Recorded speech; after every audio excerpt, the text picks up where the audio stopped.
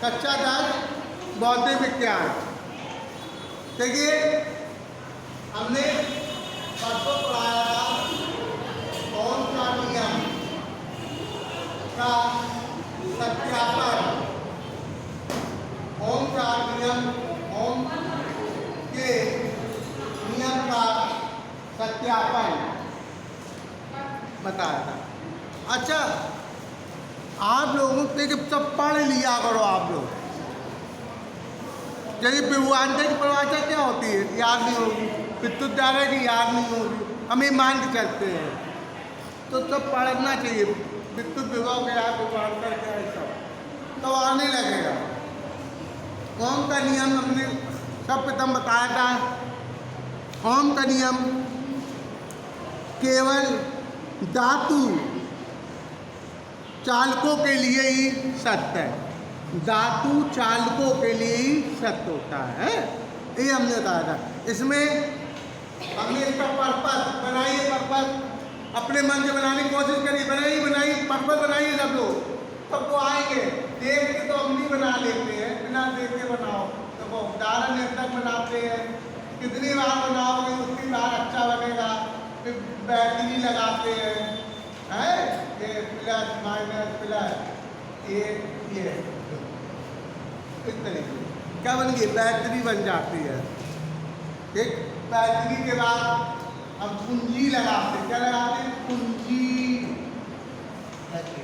कुंजी के बाद एकदम क्या लगाते हैं, आमीटर।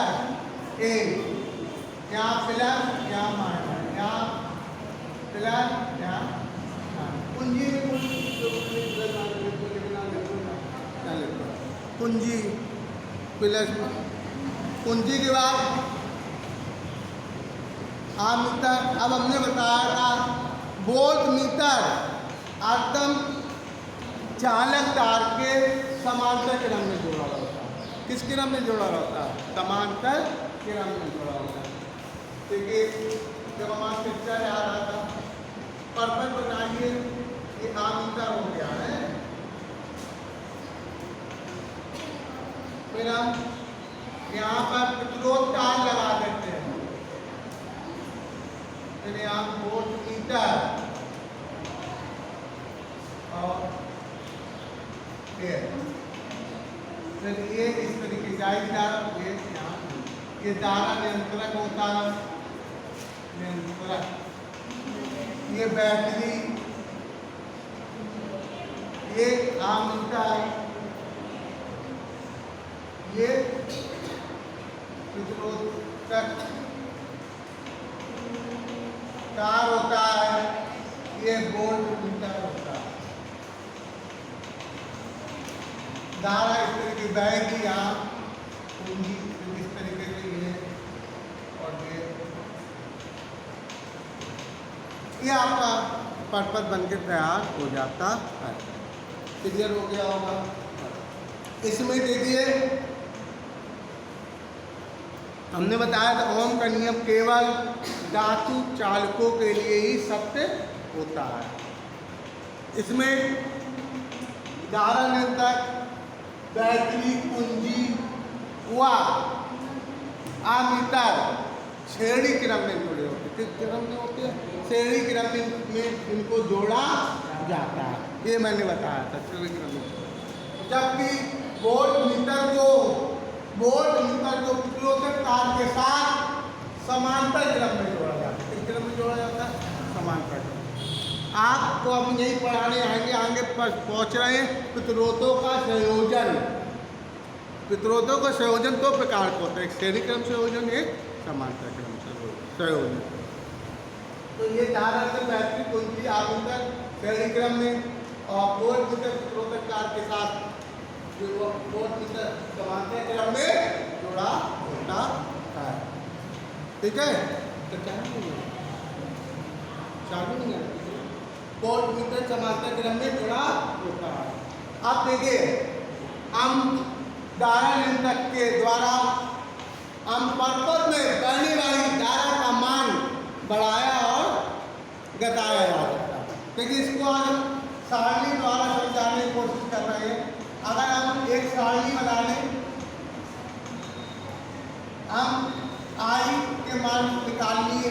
1 एम्पियर, 2 एम्पियर, 3 एम्पियर और 4 एम्पियर।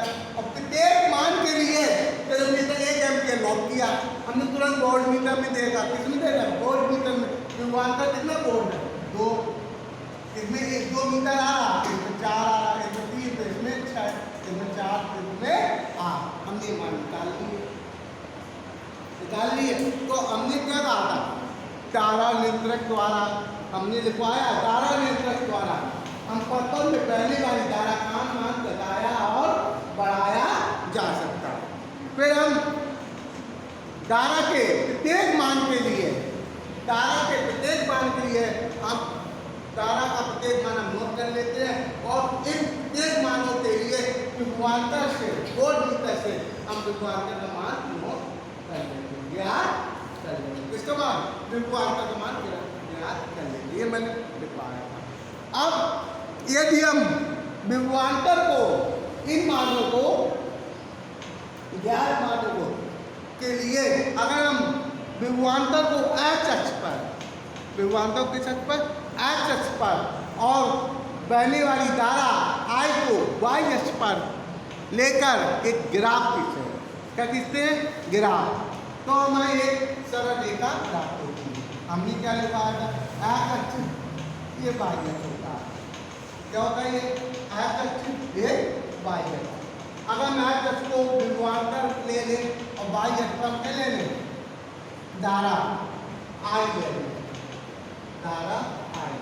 यहाँ पर विभवांतर क्या ले लिया? विभवांतर जी। तो हमने यही बताया था, यदि हम x अक्ष पर विभवांतर और y अक्ष पर धारा I लेकर ग्राफ खींचे तो एक सरल रेखा प्राप्त होती है। क्या प्राप्त होती है? सरल रेखा प्राप्त होती है। ये सरल रेखा एक प्राप्त होती है। अगर हम देखें इन मानों के लिए, अगर हम देखें तो इसमें प्रत्येक मान के लिए b/i का मान कितना आएगा? बताइए आप लोग। 1/2 आएगा। फिर हमने निकाला 2/4, तो 1/2 आ रहा, 3/6, 1/2 आ रहा, 4/8, 1/2 आ रहा। तो ये एक सरल रेखा प्राप्त होगी। क्या होगी? एक सरल रेखा। प्रत्येक मान के लिए b/i का मान नियत रहता है, ठीक है? तो ये एक सरल रेखा प्राप्त होती है। अगर इसके मान, इन मानों की ग्राफ देख ले तो एक सरल रेखा प्राप्त होगी, पक्का है।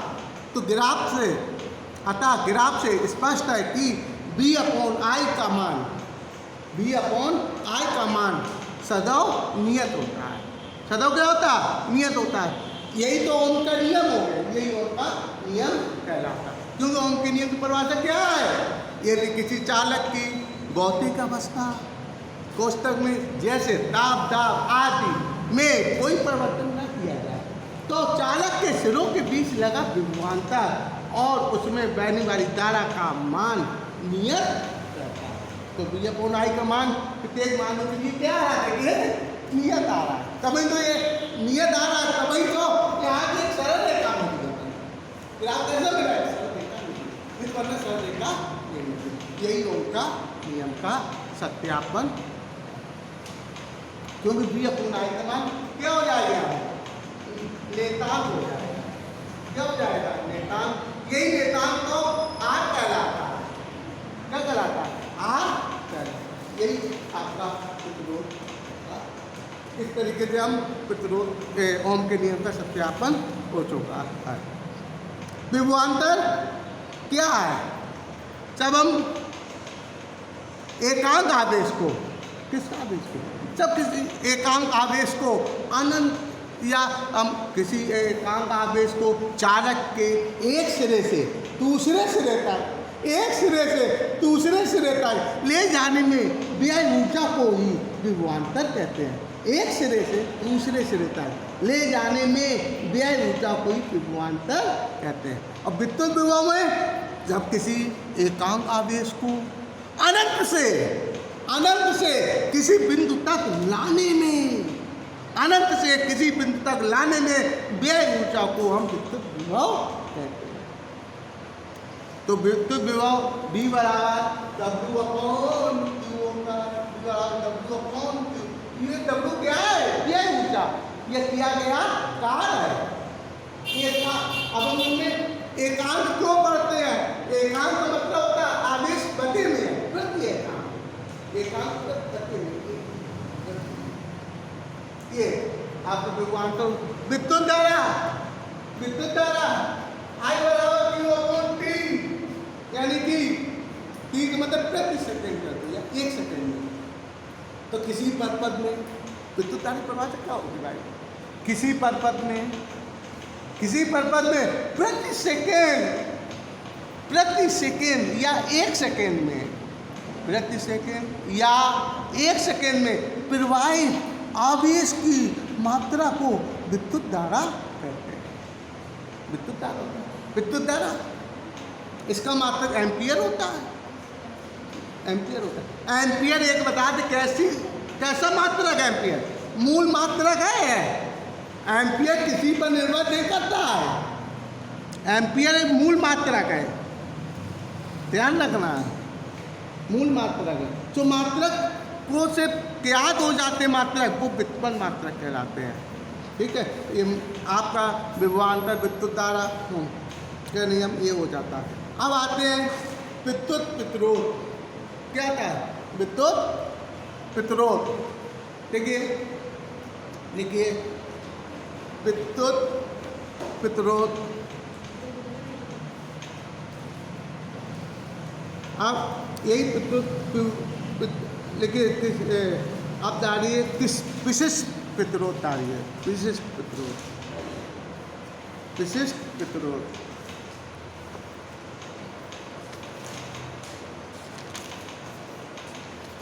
ये सब आप लोगों को यहाँ विशिष्ट प्रतिरोध दाঁড়িয়ে,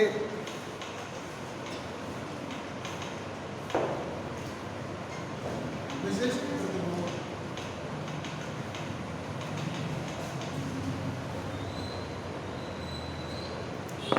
विशिष्ट प्रतिरोध,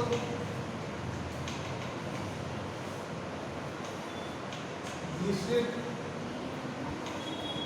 प्रतिरोध, विशिष्ट प्रतिरोध लिखिए।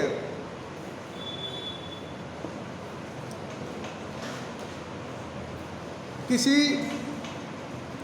चालक तार का प्रतिरोध,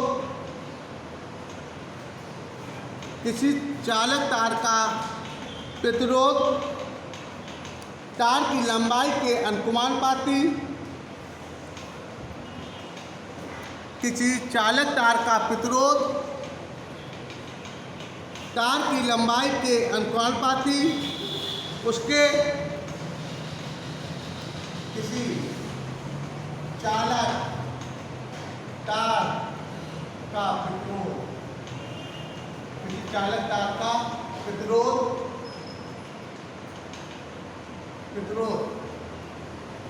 उस तार की लंबाई के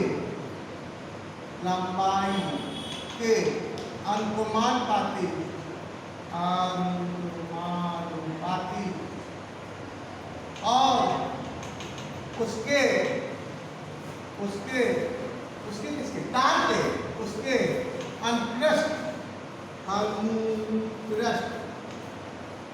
तार के क्षेत्रफल, अनुप्रस्थ तार के क्षेत्रफल, अनुप्रस्थ तार के क्षेत्रफल के व्युत्क्रमानुपाती होता है, व्युत्क्रमानुपाती होता है।